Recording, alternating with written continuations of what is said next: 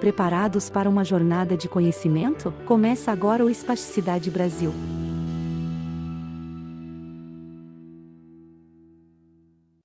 Muito boa noite a todos, sejam bem-vindos novamente. Esse módulo Outubro chegou e a gente simplesmente continua esse fórum, que é o Espasticidade Brasil, que vem para todos nós como o momento da gente nos reunirmos, agora presente, mas também no YouTube, posteriormente, essa aula, que vai ser uma maravilhosa aula.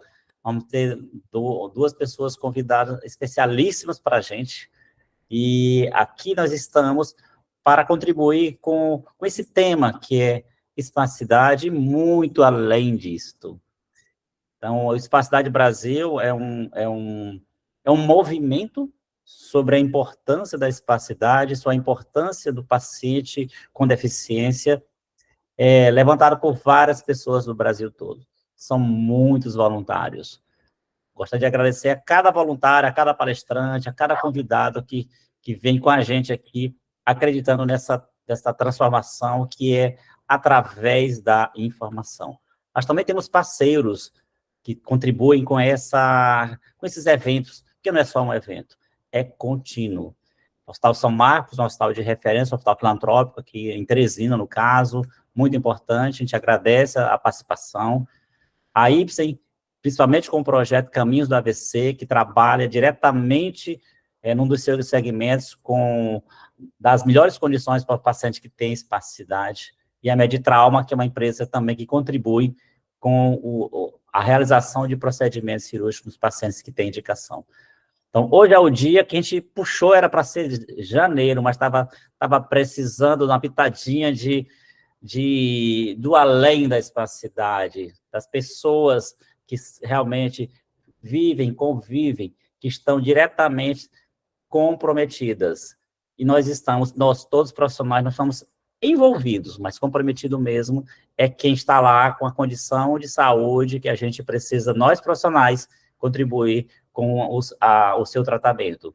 Mas, para isso, não podia ser diferente. Nós temos uma pessoa fabulosa, que é o Samuel Bortolin, mas também para coordenar tudo isso, a gente convidou nada menos que a professora doutora Isabel Érica Cronenberg, é uma pessoa com a capacidade imensa e com uma experiência tão grande tanto.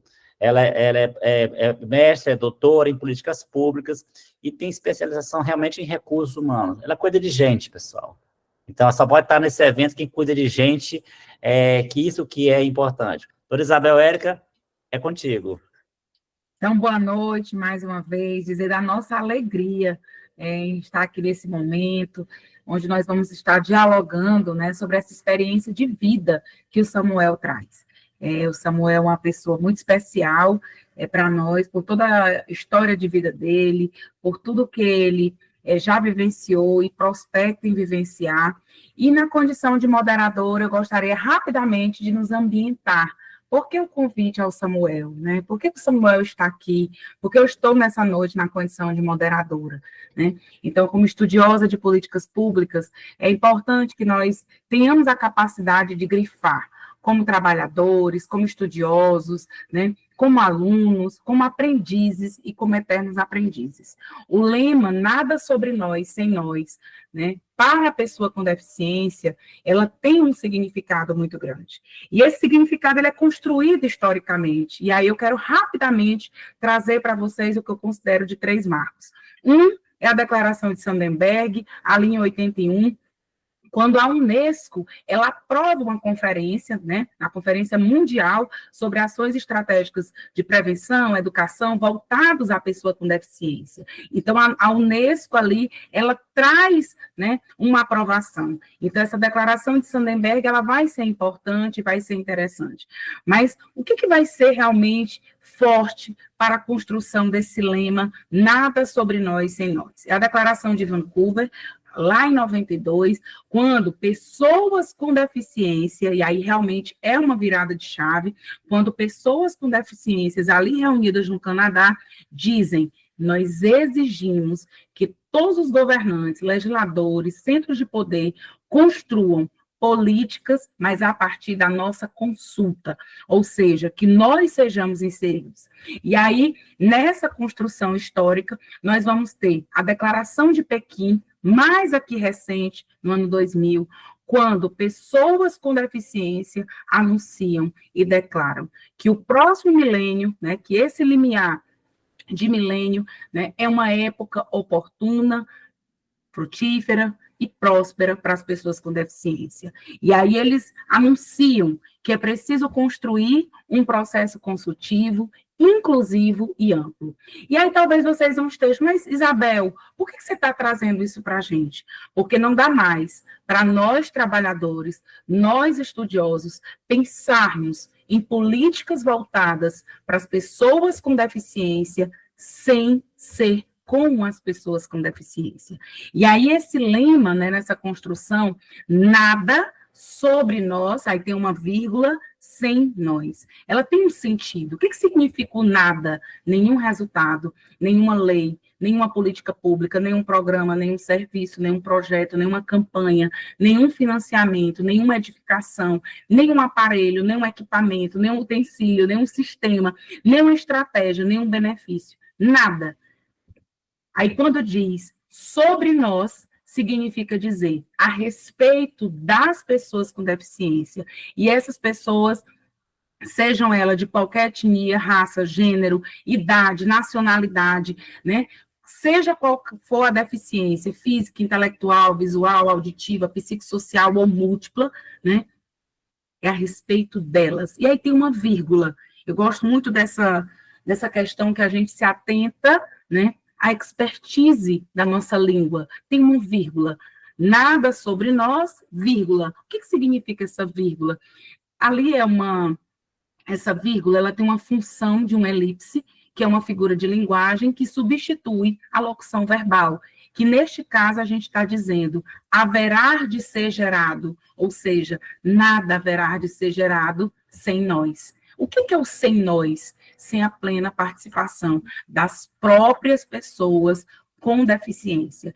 Então, seja em qualquer estratégia, meio, etapa, geração de resultado, não poderá acontecer sem as pessoas com deficiência. E por isso que o lema é nada sobre nós sem nós. Juntando essas palavras, nós temos um recado, que nenhum resultado a respeito das pessoas com deficiência pode ser gerado sem a plena participação das próprias pessoas com deficiência.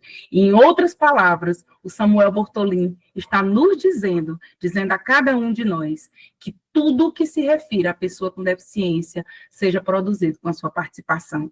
Por melhor que seja a nossa intenção de pessoas sem deficiência, de um órgão público, do legislador, de empresa, de instituições sociais ou da sociedade em geral, a pessoa com deficiência não aceita receber nenhum resultado forjado, mesmo que seja em seu benefício.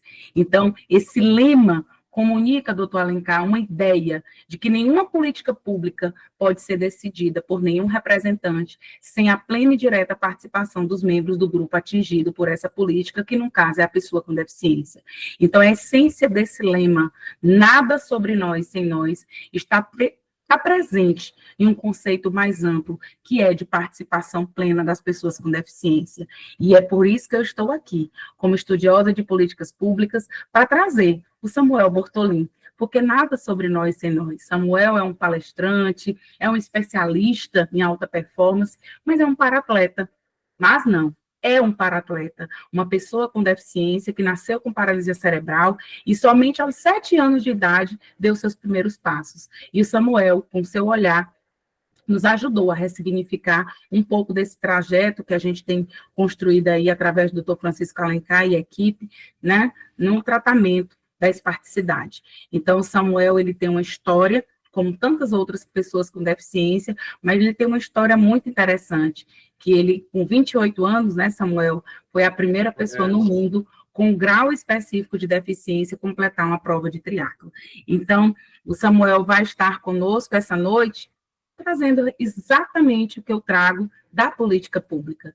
Nada sobre nós sem nós. E é esse olhar, Samuel, que nós queremos de você, o olhar da experiência de vida e que nos ajuda a refinar o nosso olhar e construir o que nós sabemos fazer, seja no tratamento, seja no executivo, seja na avaliação de políticas públicas, seja na formulação de políticas públicas, seja pensar, né, ações voltadas à pessoa com deficiência, porque para nós, pelo menos nós que fazemos aqui esse grupo da esparticidade, que começou aí com o doutor Alencar aqui no estado do Piauí, nós temos isso muito forte no nosso veio. Então, seja bem-vindo ao fórum, muito obrigada, para mim foi um presente moderar essa mesa, coroar você aqui, honrar você publicamente, porque você não está aqui à toa, você está porque nós construímos políticas públicas e nós pensamos as políticas públicas e nós pensamos da melhor forma. Então, o seu olhar refina o nosso. Muito obrigada pela sua participação. Eu que agradeço. Obrigado, doutora Isabel, doutor Francisco. Um prazer imenso estar com vocês aqui. Estou vendo também que a sala está cheia. Olha só, mais de 52 pessoas logadas. Isso é uma maravilha. E é muito sobre isso que a gente vai falar, né? Nada sobre nós sem nós. Eu digo que tudo é por pessoas e para pessoas, porque pessoas são o começo e o fim de tudo que a gente faz ou de tudo que a gente recebe. Eu vejo, às vezes, estou muito nos palcos pelo Brasil afora, e você vê gente que bate no peito e fala, eu me fiz sozinho, e eu não acredito que ninguém se faz sozinho, até porque para a gente nascer precisa ter duas pessoas envolvidas, né? Então, é muito sobre isso, é um prazer muito grande ter você aqui, doutora Isabel, e o doutor Francisco, porque as áreas de políticas públicas e as áreas de medicina, fisioterapia, foram áreas que mudaram a minha vida. Só que os profissionais que mudaram a minha vida, eles tinham um olhar mais humanizado. E a gente sempre tem que buscar esse olhar, além do diagnóstico. As pessoas menosprezam o poder da consistência, do trabalho duro. E quando a gente fala em deficiência, em desafios, existem poucos resultados que vão vir rápido. Então, a consistência, seja em qualquer área da nossa vida que a gente quer mudar essa realidade, ela é extremamente necessária. Por isso que eu trouxe esse tema aqui para esse público tão especial. E eu vou começar no começo. Toda essa história começou em 1988, o ano em que eu e meu irmão gêmeo Felipe nascemos.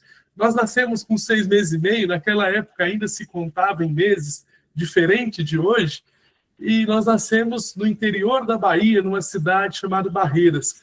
Em Barreiras, na cidade, existiam poucos recursos médicos naquele momento, mas a gente nasceu na zona rural, na fazenda, onde existiam menos recursos ainda, e ficava quase 2 horas da cidade.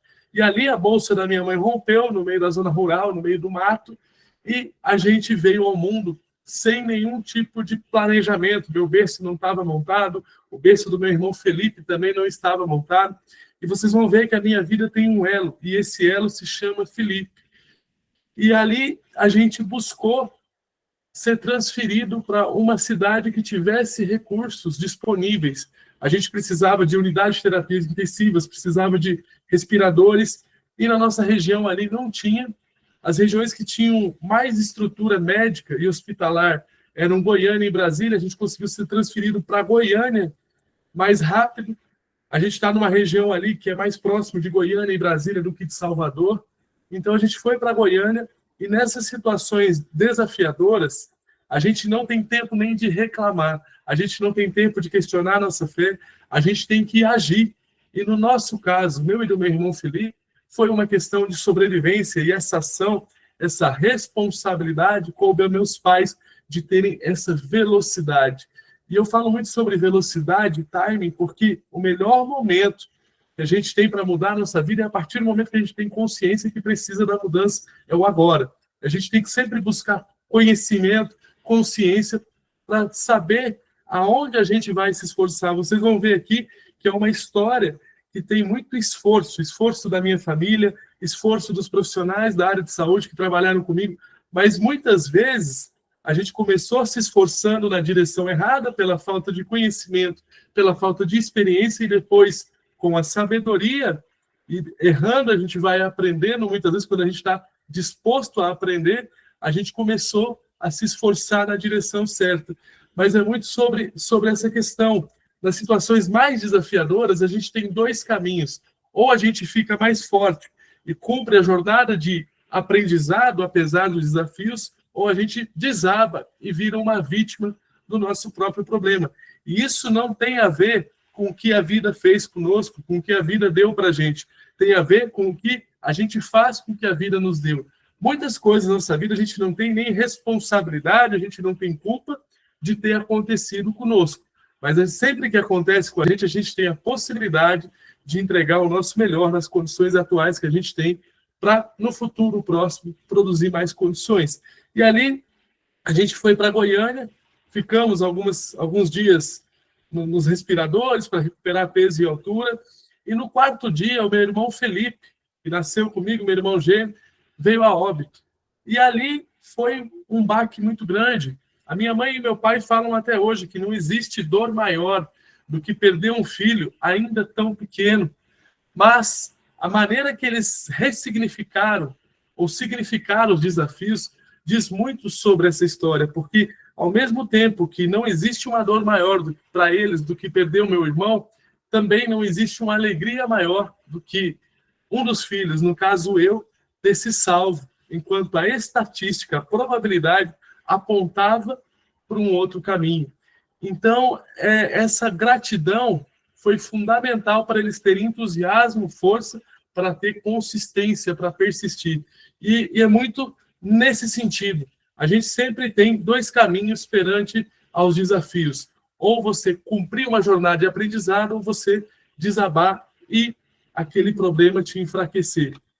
E ali, a minha mãe, quando eu tinha alguns meses, ela percebeu que eu não tinha os mesmos movimentos das crianças da minha idade, eu era uma criança mais mole, mais flácida, eu não respondia comandos tão rápido quanto as outras crianças, e com alguns meses, minha mãe, uma jovem, com 21 anos, ela percebeu que eu era diferente e foi atrás dos médicos, dos clínicos gerais que a gente tinha em Barreiras, para saber o que estava acontecendo de diferente comigo. E ela ouviu de alguns clínicos gerais coisas do tipo, não, deixa crescer assim, quando cresce fica bom, ou, olha, se ele não responder comando, se ele não andar, se ele não falar até 3, 4 anos, aí você procura os especialistas para ver o que dá para fazer no caso dele. E o fundamental disso foi, a minha mãe, assim que percebeu algumas diferenças no meu desenvolvimento, foi buscar os especialistas. E era uma época muito mais difícil de buscar o conhecimento, porque você precisava se deslocar até o local do médico, era uma época de estradas ruins, e ali a minha mãe não se conformou com aquilo que foi dito pelos clínicos gerais da região, e ela foi buscar os especialistas naquele momento em capitais. E em Porto Alegre ela recebe o diagnóstico que eu tinha paralisia cerebral. Mas imagine vocês, uma família que nunca tinha escutado falar sobre isso, e a gente está falando nos anos 80, final dos anos 80, não existia acolhimento, não existia empatia, não existia médico humanizado, eram diagnósticos frios, técnicos, e que minha mãe e meu pai não entenderam muito aquela linguagem específica da medicina e pediram para a médica escrever num papel todas aquelas palavras bonitas e difíceis para eles analisarem melhor o que fazer quando chegasse em casa. A médica falou um monte de coisa e falou, olha, ele tem paralisia cerebral e o tratamento é fisioterapia. Quando a minha mãe e meu pai chegaram em casa, eles foram ver que estavam algumas palavras grifadas, em letras maiúsculas, que mudariam para sempre o nosso destino. E essas palavras eram, paralisia cerebral não tem cura, paralisia cerebral é irreversível. Só naquele momento, eles entenderam que não seria uma batalha temporária, que eu ia fazer fisioterapia durante um período e ia me reabilitar, que seria uma batalha que ia durar enquanto eu estivesse vivo.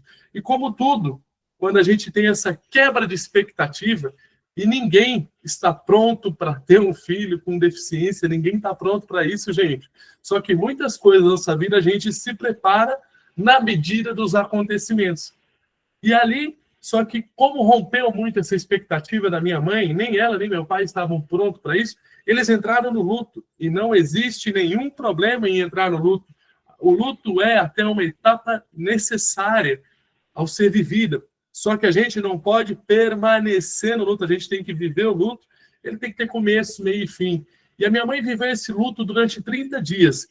Por 30 dias ela questionou sua própria fé, por 30 dias ela questionou Deus e fez aquela pergunta que muita gente se faz diante a um grande desafio. Tanta gente pior do que eu para acontecer isso. Por que comigo? Só que no 31º dia, ela saiu do luto e foi para a luta. Ela levantou da cama e falou, se eu não fizer o melhor pelo meu filho, quem é que vai fazer? Barreiras, naquele momento, não tinha fisioterapeutas, não tinha educadores físicos, não tinha profissionais especialistas. Então, a gente foi fazendo esse tratamento todo em Brasília, no Sara Kubitschek, que para ir e voltar ficava 1.400 quilômetros da minha cidade natal. E a minha mãe foi aprendendo através de uma fisioterapeuta do Sara Kubitschek. E aí a gente entra na importância de políticas públicas. O Sara é uma instituição pública que é referência até os dias atuais, e foi a primeira instituição que me acolheu. Era uma época que a gente tinha muito menos possibilidades, e eu tive o contato com a primeira pessoa da área da saúde que era humanizada. Ela pegou na mão da minha mãe e falou, olha, Ariane, eu vou te ensinar tudo que eu sei, tudo que eu aprendi durante esses 15 anos, me especializando em paralisia cerebral, porque você vai ter que aprender hoje para aplicar amanhã. E ela foi aprendendo com a fisioterapeuta do Sara e foi replicando. E ela entendeu que o diagnóstico ele não é uma sentença, ele é um ponto de partida, desde que a gente tenha fé, ação e consistência, para ter entusiasmo para sair daquele ponto de partida e gerar o máximo de autonomia, o máximo de qualidade de vida que a gente conseguir em cada caso específico. E aí foi isso que minha mãe fez. Os protocolos eram fisioterapia 2 horas por semana, 2 dias por semana. A minha mãe fazia terapias 2 vezes também por dia. Uma vez de manhã e uma vez à noite. Fora isso, ela monitorava toda a postura, ela sempre estava me corrigindo. A minha mãe, até hoje, se ela senta do meu lado, ela fica, filho, endireita a postura, filho, fica reto. É o tempo todo vigilante, porque ela falava, o dia tem 24 horas, se eu trabalhar com você 1, 2 horas, é muito pouco. Então, é muito sobre isso, a gente tem que entregar mais quando a gente quer mais. O nosso esforço, além de ser na direção certa, ele tem que ser coerente com o nosso sonho, com o nosso desejo. E esse inconformismo da minha mãe com o diagnóstico, ela entendendo que ele é apenas um ponto de partida, mudou o meu mundo. Ela falou, ele vai sair daqui, mas aonde ele vai chegar, eu não sei. O objetivo dela era, ele vai ter o máximo de autonomia e qualidade de vida que o caso dele permitir. E aí eu fui crescendo, fui me desenvolvendo, foi tudo resultados no começo a longo prazo. E eu sempre falo, os primeiros degraus, os primeiros obstáculos são os mais difíceis, porque para a gente sair do ponto zero sempre exige mais força, mais energia do que subir as outras etapas, do que avançar em outras etapas. Então eu comecei a falar com quase 5 anos, andei de andador até os 7 anos, e a minha mãe acreditando que sempre eu podia fazer mais, podia fazer melhor, eu comecei a falar, daí ela falou, não, ele consegue, ele vai conseguir outras etapas, e foi trabalhando, focado no presente, sempre tendo em vista a próxima pequena vitória. Uma grande vitória é composta de dia a dia, é composta de consistência, é composta de várias pequenas vitórias. Uma grande vitória, gente, não acontece da noite para o dia, acontece num processo. Ele tem etapas e que tem pessoas que contribuem com essas etapas. Então, era um engajamento das fisioterapeutas do Sara, da minha família, meu, e com todo esse engajamento e essa consistência, a gente começou a falar com quase 5 anos, andou de andador até os 7, e a minha mãe começou a acreditar que cada vez eu podia mais, e ela listou, nesse momento, os 10 maiores ortopedistas dos anos 90, para saber a opinião de cada um deles. Chegou no primeiro médico, a consulta durou 45 segundos, ele falou, olha mãe, você é jovem, você é bonita, aproveita seu tempo e sua vida, porque não perca tempo com uma vida que não vai se desenvolver. E aí ela saiu muito abatida, muito chateada, mas ela não desistiu. Ela olhava para mim e tudo que ela falava, filho, nós temos mais possibilidades. Ela sempre focava em soluções. Tudo que a gente foca na nossa vida expande. Se a gente foca nos problemas, nos desafios, eles vão expandir. E se a gente foca nas soluções, elas vão expandir também. E aí foi para o segundo médico. O segundo médico falou que eu tinha chegado no meu limite. E todos os médicos analisando diagnósticos, porcentagens, tudo muito mecânico e muito robotizado, zero humanizado. E aí a minha mãe continuou procurando, depois de ver 4º, 5º, 6º, depois de 7 médicos falarem que nem valeria a pena tentar a cirurgia, porque era um caso muito difícil. O 8º ele não disse sim, mas ele disse talvez. Mas ele foi o primeiro médico que, ao invés de falar tudo que eu não ia conseguir fazer pelo meu diagnóstico limitante, ele perguntava para minha mãe como é que é o Samuel fora dos tratamentos. o Samuel é feliz, a gente tem que pensar na felicidade das pessoas com deficiência, saúde mental, paz de espírito, propósito. Tem que pensar em tudo isso, gente, porque a deficiência, ela é uma pequena parte da gente e muitas vezes ela vai chegar primeiro. É natural que isso aconteça. Só que ela não define quem a gente é, ela faz parte de nós, mas nós temos uma personalidade, nós temos desejos, nós temos sonhos, e a minha mãe sempre focou na personalidade, no entusiasmo, na alegria, na energia. E como eu fui criado num ambiente muito alegre, que acreditava muito, eu acreditava também. E aí, depois de 1h30 de consulta, chegaram à conclusão, o médico, a minha mãe e meu pai, que valeria a pena tentar a cirurgia. Só que o médico, ele era tão humanizado que ele falou, olha, a cirurgia é menos da metade do caminho. Eu vou fazer aqui o meu melhor, só que eu preciso de uma equipe de fisioterapeutas que eu me comunique, que eu tenha feedback, retorno, comunicação diária, para entender o que eles estão fazendo, como eles estão direcionando, e aí ele indicou a equipe dele de fisioterapeutas, e a gente fez todo esse processo. Mas ele entendeu que sozinho ele não ia conseguir. Sozinho não dá, sozinho a gente não consegue. A gente precisa de pessoas para conseguir nossos sonhos, nossas metas, e precisamos de pessoas boas, alegres, humanizadas, que acreditam também. Essa parte de acreditar, a minha mãe buscava profissionais que acreditavam. Entendam que a fisioterapeuta do Sara Kubitschek, que foi a primeira, que foi esse atendimento mais acolhedor, mais humanizado, ela falou, olha, Ariane, eu não sei até onde o Samuel pode chegar, porque todos os fisioterapeutas falavam, não, ele não vai andar, ele não vai falar, os médicos falavam isso, e aí a fisioterapeuta só falou, quanto mais a gente estimular, maior chance de sucesso. Quanto mais estímulo, mais possibilidade de êxito. E a minha mãe focou nas possibilidades. Entendam que nem os profissionais que falaram o meu diagnóstico estavam errados e nem ela. Tudo tem a maneira certa da gente falar, só que a gente tem que falar de uma maneira que acolha, de uma maneira que faça as pessoas acreditar mais, porque isso, no final, fez toda a diferença. E depois de meses e meses, entre cirurgia, reabilitação, chegou o grande dia, 7 de março de 1996, se era possível eu dar alguns passos sem o andador.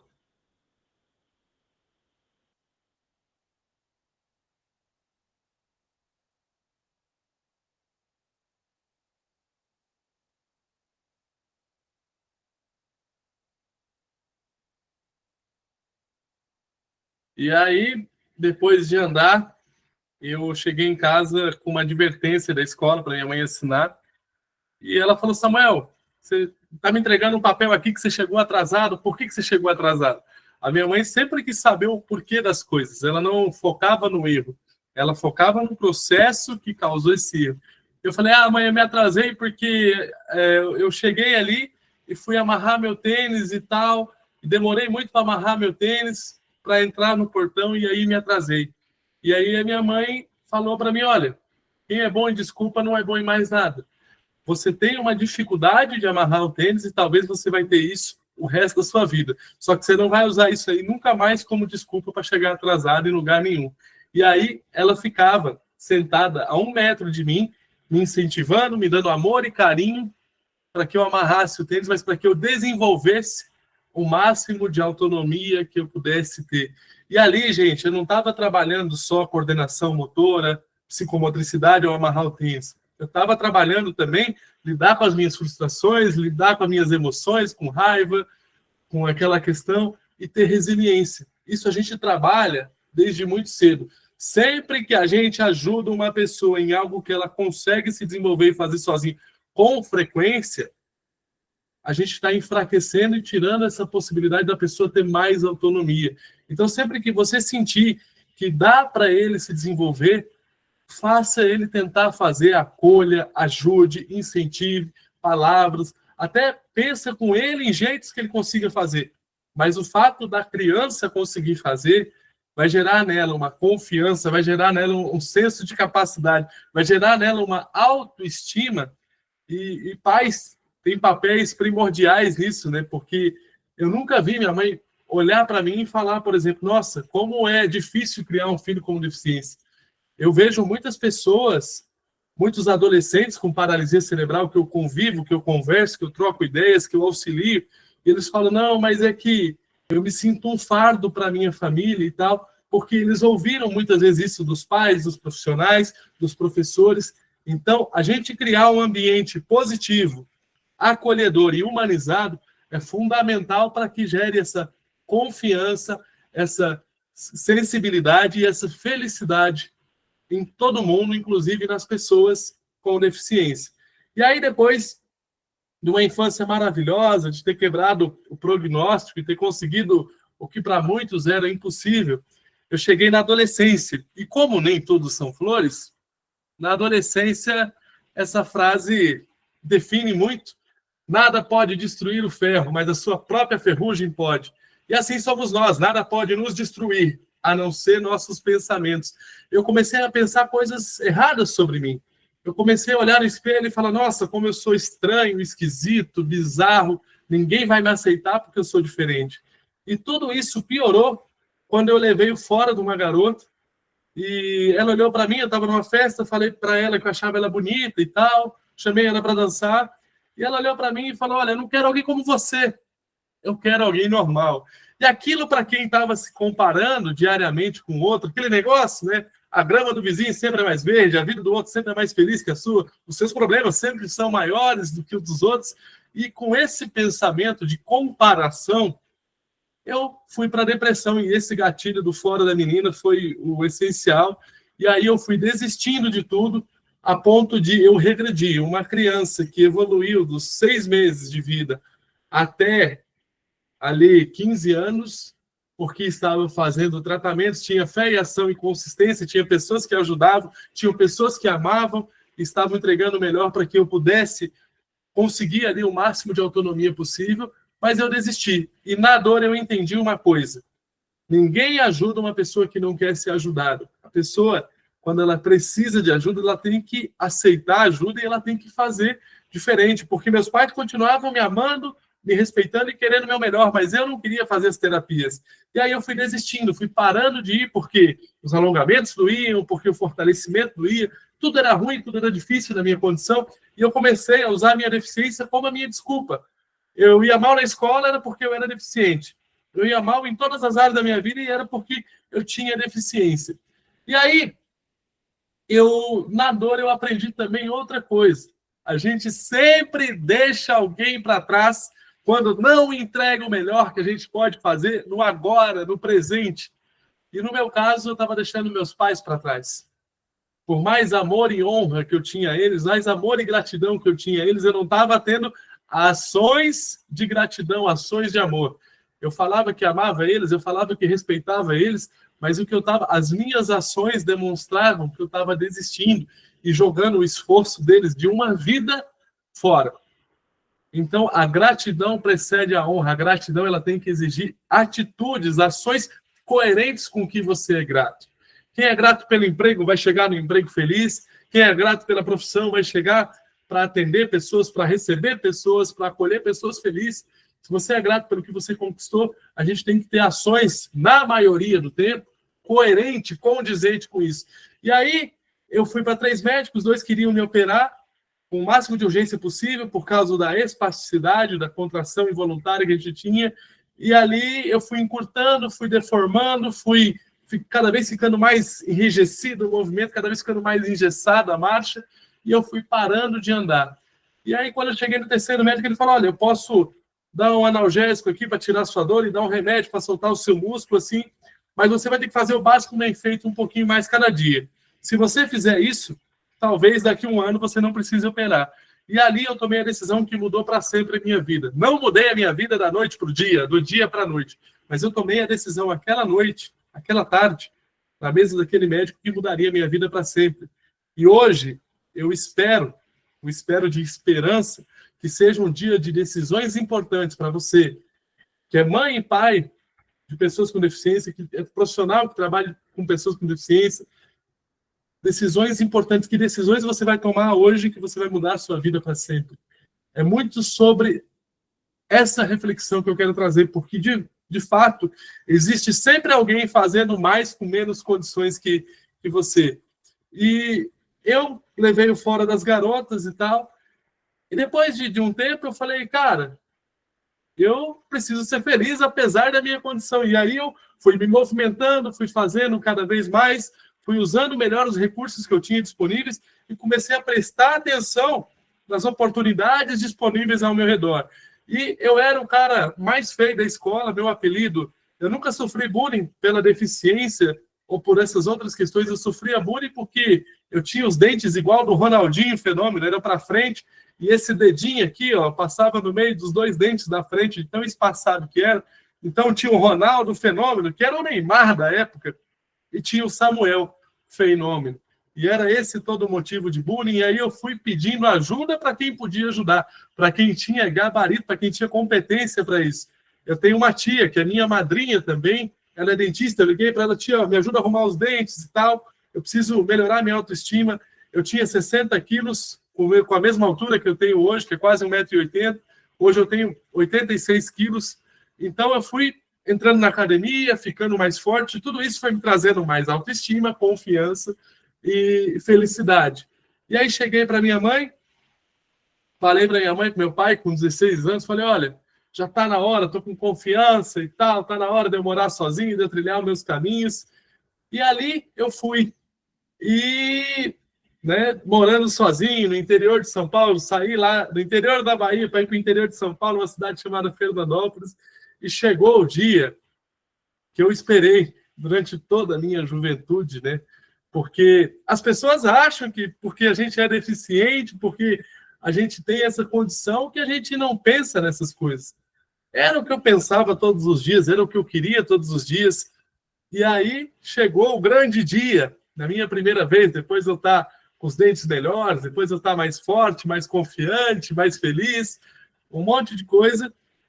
Eu lembro que minhas mãos suaram, meu coração acelerou, e o pior foi que a minha primeira vez não foi boa, eu queimei a largada. Mas como tudo na vida, que a gente treina, a gente melhora, eu falei, eu vou treinar até ser uma referência nisso. Não quero saber o que a vida diz que não é para mim, eu vou ser bom nesse negócio. E comecei a treinar todos os dias, ali, muitas vezes sozinho, algumas vezes acompanhado, a maioria das vezes sozinho. Eu falei, eu vou ser bom nesse negócio, independente das minhas condições. E assim fui fazendo. Eu vou passar um vídeo para vocês aqui de como foi mais ou menos a minha primeira vez e para vocês verem que eu decidi ter consistência, decidi persistir. Não sei o que vocês estão achando, mas eu estou falando da primeira vez que eu corri. A primeira vez que eu corri, eu precisei de auxílio, de apoio dos meus amigos. Depois de correr 30 metros, eu voltei para casa, escorado neles, agarrado neles, mais ou menos como vocês vão ver nesse vídeo aqui agora.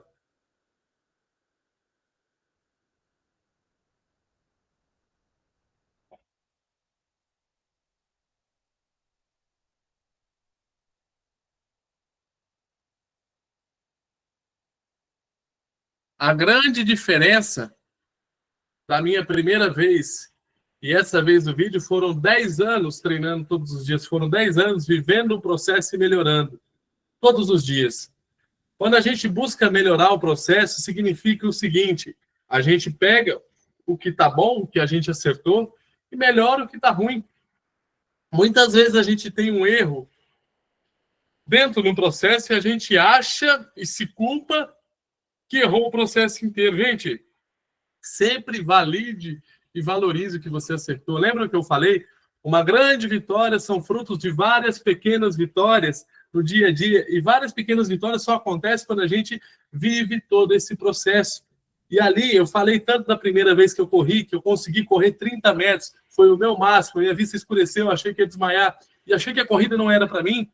Esse vídeo que eu passei da corrida, que vocês viram apoiado, meus 2 amigos, foram 10 anos depois da minha primeira vez. E também eram 30 metros.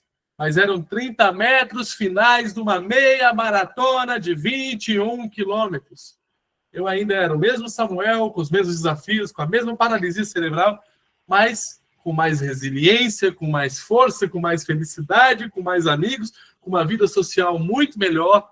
E é muito sobre isso. O resultado ele é consequência do processo. Quem vive o processo, quem suporta mais, quem tem essa resiliência, vai ter naturalmente mais resultados. E, gente, eu não gosto desse conceito, um contra o outro. Eu acho que se você for melhor, e você pode, a cada dia, e for melhorando esse processo, você vai chegar no topo naturalmente e vai chegar junto com um monte de gente que também merece, que também viveu o seu processo, que também soube lidar com as suas dores e frustrações para chegar até ali. O resultado é uma consequência do processo e não o contrário. Tem muita gente que diz que teve sorte por causa disso e aquilo. A gente tem sorte e azar em muitas coisas na vida, só que quanto mais a gente trabalha, quanto mais a gente se dedica, quanto mais a gente vive o processo, mais a gente aumenta a chance de sorte. E a sorte só pega quem está em movimento. O movimento, eu saí da depressão por causa disso, o movimento ele muda pensamento. A gente não vai mudar nossos pensamentos se a gente fizer sempre as mesmas coisas. Einstein dizia, insanidade é fazer sempre as mesmas coisas e querer resultado diferente.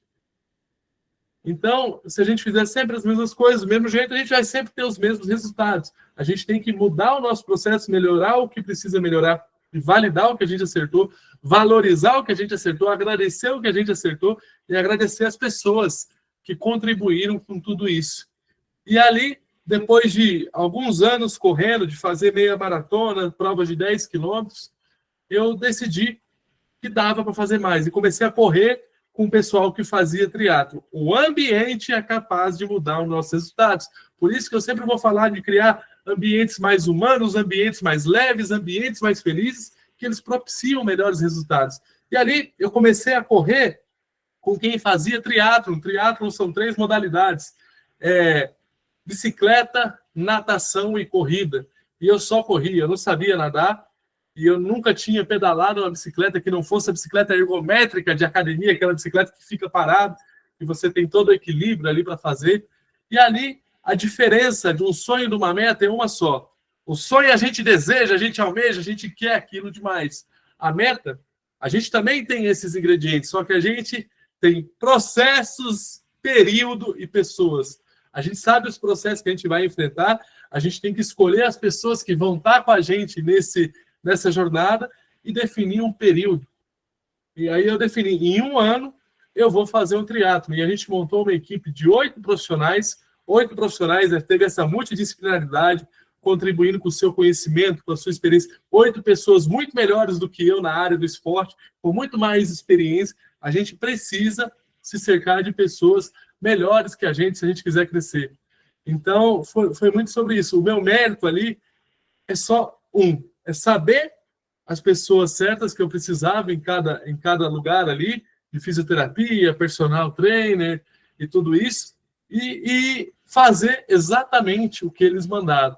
Então, eu sou muito ali operacional. Se você me der uma ordem, um caminho, eu vou executar, eu sei meus pontos fortes, eu sei meus pontos fracos, e a equipe é isso. A gente tem que otimizar os nossos pontos fortes e diminuir os nossos pontos fracos. E ali, eu tinha 1 ano para a gente fazer um triatlo, e em abril de 2017, eu me tornei a primeira pessoa no mundo com esse grau de paralisia cerebral, que é um grau de espasticidade, uma triplegia, de espasticidade moderada para grave. Esse é o diagnóstico que eu tinha, que eu recebi na época, eram outros tipos de diagnóstico, a completar um triatlo. Então, é muito sobre essa consistência, sobre essa fé e ação, e sobre pessoas. Eu não cheguei aqui sozinho, eu tive a minha família, e eu sei que isso é uma bênção. Eu tive várias pessoas, vários profissionais que acreditaram em mim. Eu tive uma vida social muito boa, muito pelos meus pais. Meus pais também me tiveram muito novos, então era normal, era comum eu ir para as festas com eles. Eu ia para baile de chopp, eu ia para tudo. Então, assim, eu convivia com outras crianças desde pequenininho, e tudo isso tornou a minha vida mais leve. Tudo que torna mais leve faz a gente performar melhor. E com toda essa história, eu me fiz uma especialização nos Estados Unidos de alta performance em neurociência, e é justamente sobre isso, é alta performance com leveza, é alta performance com mais felicidade, com mais entusiasmo, porque eu acredito que a gente só muda o mundo com entusiasmo. Entusiasmo significa ter Deus dentro de si. Então, pessoas entusiasmadas mudam o mundo. Obrigado, gente, foi um prazer compartilhar com vocês toda essa trajetória. E tem essa frase aqui que eu gosto muito. E como eu falei no início da palestra, a minha vida tem um L e esse L se chama Felipe, porque Felipe é o nome do meu irmão, que nasceu e ficou até o 4º dia vivo. E Felipe também é esse rapazinho aqui, o meu filho, que hoje tem 6 anos. E tem essa frase aqui, que é do Tony Robbins, que eu amo ela, que diz o seguinte: são suas decisões e não suas condições que determinam o seu destino. Muito obrigado, gente. Agora eu quero ver vocês, eu quero conversar com vocês. Chegou o momento da gente interagir por aqui.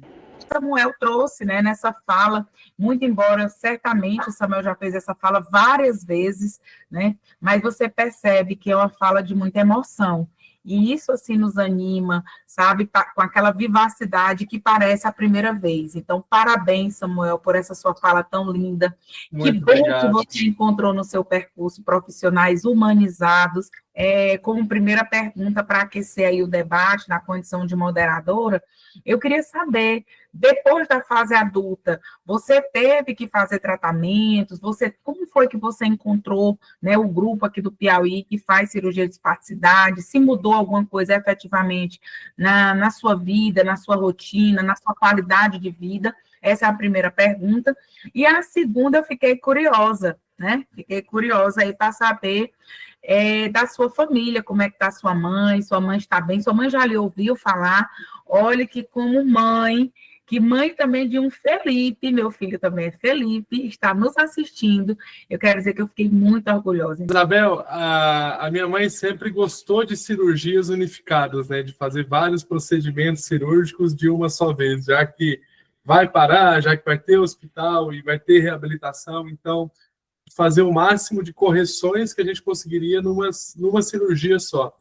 E quando eu tinha 7 anos, eu fiz essa cirurgia e foram unificados, mas a mais importante foi a rotação dos quadris, né? E foi isso que me propiciou andar. Se não fosse essas correções ortopédicas, se não fosse esses médicos, eu não teria andado. E na vida adulta, eu conheci o Dr. Alencar porque eu comecei a ter dores de deformidade óssea, né? Isso foi uma coisa que foi dito na primeira cirurgia, que talvez, quando eu fosse adulto, teria que repetir o procedimento e tal, porque a espasticidade tende a causar dores. E eu palestrei com o pessoal em Belém, até na Suíte Belém, né? A Marjorie e o Otávio, lá em Belém, e eu comecei a trocar uma ideia com ela sobre dor. Eu tô com dor e eu fiquei muito afastado também dessa questão médica, porque eu tive muito acompanhamento médico quando criança, e depois, só com quase 30 anos ali, que eu fui procurar, né? Fazia os raios-x, fazia os check-ups convencionais, mas você estava ali bem, estava seguindo a vida. Então, todos esses médicos que me atenderam quando criança, eles estavam fora do mercado. E aí eu precisei buscar novos médicos. Eu cheguei na Margem, eu falei, não, mas quem que é o fisioterapeuta que trata a dor dele? Ela falou, olha, eu acredito que essa sua dor tem a ver com espasticidade, e espasticidade, a referência é o Dr. Francisco Alencar. E aí eu fui conhecer o Dr. Francisco e eu gostei muito. Eu tenho uma história com o Dr. Francisco que é muito especial, porque eu sei como ele atende as pessoas, né? A gente ficou fazendo exames durante um longo tempo para saber qual que era o melhor caminho. A gente fez a toxina botulínica, foi fazendo os tratamentos ali, e depois de passar o efeito da toxina, eu voltei a sentir dores ali. A gente teve a convicção que era a espasticidade, e num desses momentos de crise que eu não conseguia nem andar, eu liguei para o Dr. Francisco Alencar. Ele estava em cirurgia, quem atendeu foi o Léo, fisioterapeuta que trabalha com ele. E o Léo falou, olha, eu falei, Léo, olha aqui, eu tô com dor, eu não tô conseguindo nem levantar e ir no banheiro, eu preciso ser socorrido. Estava em Brasília na época, morando em Brasília. E aí o doutor me liga, depois terminou a cirurgia, umas 2 horas depois, ele falou, Samuel, como é que tá a tua agenda amanhã? Será um domingo. Ele opera sempre no domingo ali, né? E eu falei, não, amanhã eu tô tranquilo, até porque se eu precisar trabalhar, eu não consigo, eu tô com dor, tô sem me locomover e tal. Ele falou, não, venha para cá amanhã. Eu falei, mas doutora, eu não tô conseguindo andar. Não, você entra no avião e desce aqui em Teresina que a gente te recebe. E o doutor foi buscar a gente, enfim, arrumou um enfermeiro, todos os cuidados, eu fui sozinho, né? Então, além da parte médica, de ser uma grande referência, teve esse lado humano de acolhimento. E ali, depois de muito tempo avaliando, né, e tendo essa confiança, a gente optou por fazer a risotomia. Eu fiz no meio do ano passado, faz um pouco mais de um ano, e realmente, assim, é outra qualidade de vida, né? As dores, aquele tipo de dor não existe mais, então a gente tem que tratar a deficiência, a paralisia cerebral, que é o que eu vivo, que a gente envelhece, né?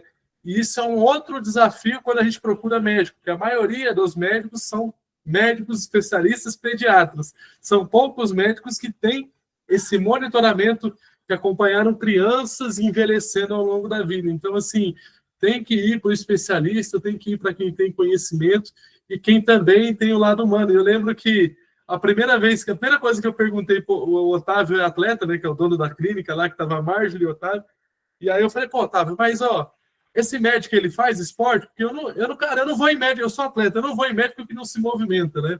O médico, ele também tem que cuidar da saúde dele, e aí ele falou, não, o doutor Francisco é fera demais, ele faz academia lá todo dia, 5 horas da manhã e tal, e isso tem o seu valor. Eu tenho certeza, doutor, que o senhor é um médico muito melhor por fazer movimento, por entender a importância do movimento em você, entendeu? Que aí a gente consegue, tudo que a gente vive, a gente consegue, com conhecimento, trazer para outras pessoas também. Mas eu acredito que a gente, e eu me coloco como trabalhador da saúde, porque eu sou formado em educação física também, a gente que ali, que tem essa formação de saúde, a gente tem que buscar saúde para nós também, né? A gente tem que se priorizar, tem que ter um tempinho para a gente, tem que se cuidar. Isso eu falo para os médicos, eu falo para as mães, que as mães ficam, não, olha aqui, tá difícil. Não, você tem que ter pelo menos uns 20 minutos, 30 minutos e se priorizar ali, saúde física e mental em primeiro lugar. Porque a gente só consegue dar o melhor para o mundo quando a gente tem o melhor dentro da gente. Então, a gente só vai dar aquilo que a gente tem dentro de nós, né? Então, a gente tem que estar bem para trazer coisas boas para as pessoas que estão à nossa volta. Eu sempre coloco para a nossa equipe mais próxima, e hoje eu sou médico do Brasil, de fato, eu fico em Teresina, mas tenho uma oportunidade de relacionar com pacientes do Brasil todo. Eu acho que essa é a palavra, é relacionar. Relacionar-se, você constrói uma autoridade. O profissional da saúde, ele precisa parar de ter medo, sei lá, que não pode se relacionar com um paciente, porque eu não sei porquê, eu não consigo entender o porquê. Acho que é uma oportunidade perdida quem não se relaciona com o paciente. Uma vez você, com o relacionamento, você constrói uma autoridade, e essa autoridade, ela vai, com certeza, dar o melhor resultado. Então, parte disso aí. Se a gente puder sair para jantar com o paciente, vamos transformar a família. A única diferença, pessoal, em que fase em que lado da mesa você está. Isso, às vezes, muda na vida. Quem não tem deficiência hoje, amanhã poderá ser a pessoa com deficiência. Então, a gente vive assim. E, Samuel, também eu fico muito feliz em poder ter contribuído e continuar contribuindo contigo e tu também com a gente. Então, só estar aqui com a gente, compartilhando a tua experiência, eu aprendo tanto. E é que eu tenho uma convivência com o Samuel, que isso é legal, mas cada vez, em cada palavra, em cada momento, eu aprendo, eu me emociono, porque faz diferença na vida da gente. Então, nós precisamos entender que nós também podemos fazer muita diferença na vida das pessoas. Não vamos fazer, não é cirurgia, nós vamos fazer a diferença na vida das pessoas. É isso que eu acho, isso que conta. Então, precisou ir lá à casa da pessoa, vá. Então, precisou apoiar, apoie. Mas vou fazer uma boa cirurgia. Perfeito, mas eu acho que não passa de uma obrigação uma boa cirurgia. Eu quero saber um bom relacionamento. Não tenham medo de se relacionar com pessoas que precisam de você.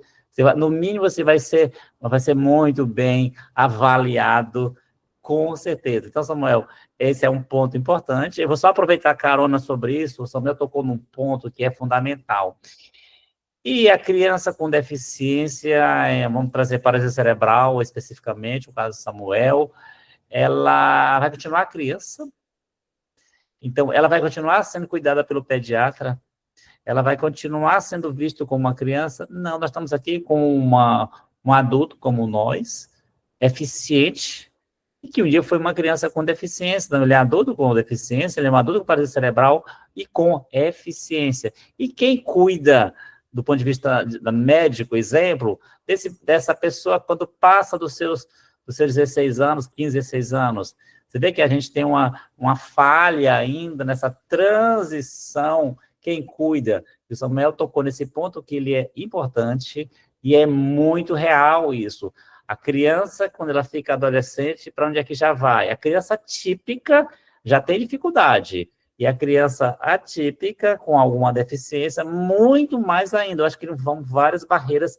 Existe, doutora Isabel, realmente uma falha nesse momento, que eu diria, não é passar o paciente, é a transição entre as fases da vida da pessoa, que todos nós vamos passando por ela, só que quando você precisa de cuidados especiais. De fato, o especial não é a pessoa, são os cuidados que a pessoa precisa, são cuidados especiais, são pessoas especiais cuidando de você.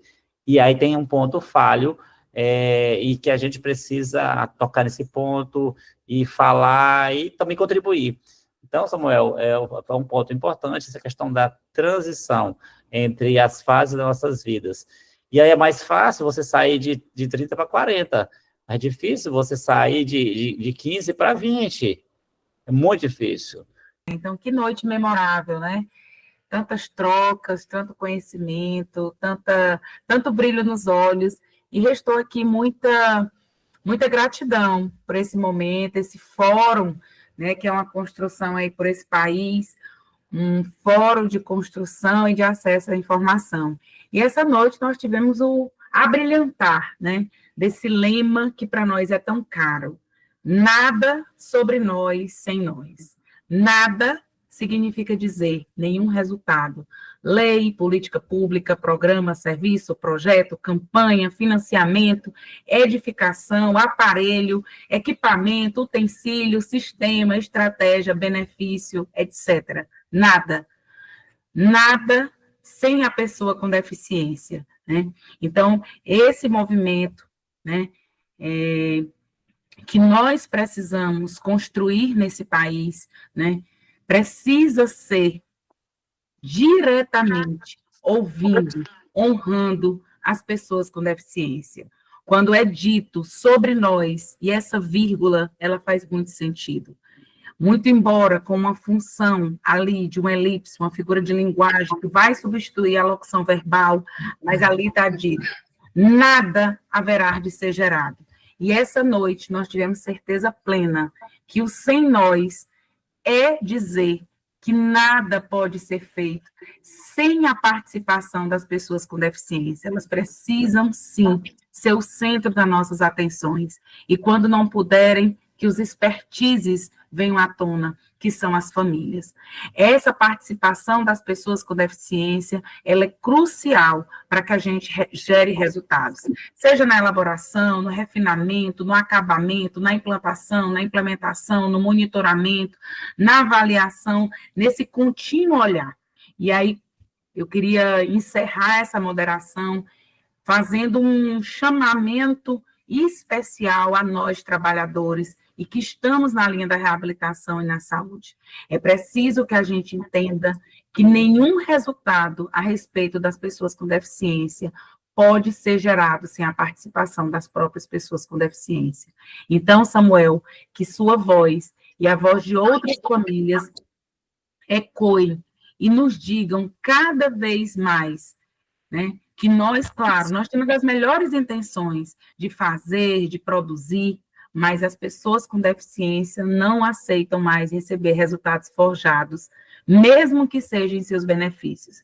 Então, esse lema do fórum de hoje comunica uma ideia, e a ideia é de uma decisão de representação plena e direta das pessoas com deficiência, né? E a essência desse lema é que as pessoas, né, com deficiência devem, sim, participar de forma plena.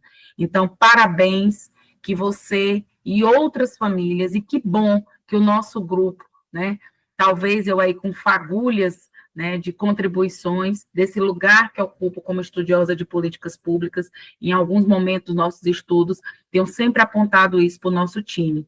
As famílias, elas são literalmente, elas são o maestro da nossa orquestra, mas o nosso ponto nodal, o nosso ponto central, muitas vezes até não fala, mas o olhar, o choro, o gemido, o sorriso, fala muito. E que bom que nós estamos em um time que entendemos a importância das pessoas com deficiência e entendemos, né, como ela se faz parte, literalmente, nesse processo. Boa noite a todos. Muito obrigada, doutor Alencar, por esse convite, que foi no início do ano. Samuel, eu já te conheci no início do ano, porque isso aqui já vem com planejamento de muito tempo. Muito obrigada, foi um prazer inenarrável ter estado aqui com vocês, e me coloco à inteira disposição para esse debate, em outras oportunidades, e certamente aqui tem muita coisa ainda para a gente construir. Muito obrigada. Doutora Isabel, muito obrigado. Agora, Samuel, é contigo, as suas considerações, por favor. Gente, foi um prazer imenso estar com vocês. A gente espera ter contribuído. Qualquer dúvida, estou à disposição também. E eu quero que realmente seja uma noite de decisões importantes. Acho que cada pessoa, dentro do seu contexto, da sua realidade, pode tomar decisões melhores, pode fazer mais e melhor. E se a gente conseguiu trazer isso para vocês, foi um sucesso. O meu sucesso está nas ações das pessoas que assistem a palestra, não na entrega, não é no jeito de falar. Então, é a transformação que a gente causa, e essa transformação depende de uma ação pós-palestra. Então, eu espero realmente que tenham ações aí transformadoras, cada um dentro da sua realidade. Tamo junto, um prazer imensurável estar aqui com vocês hoje. Samuel, muito obrigado. Eu aqui com uma missão da coordenação do Fórum Espacidade Brasil, só tenho mais que agradecer a ti, a professora Isabel, Érica, a todos presentes aqui, e a todos que vão assistir depois, né? Porque nós temos mais de 1.600 pessoas inscritas no Fórum Espacidade Brasil, que vão assistindo, depois fica no YouTube. Lembrar que no dia 12 de novembro a gente continua, e aí nós vamos falar sobre espacidade em membros superiores. Aos nossos patrocinadores, Ipsen, São Marcos, Meditrauma, e a todos vocês. Muitíssimo obrigado. Boa noite.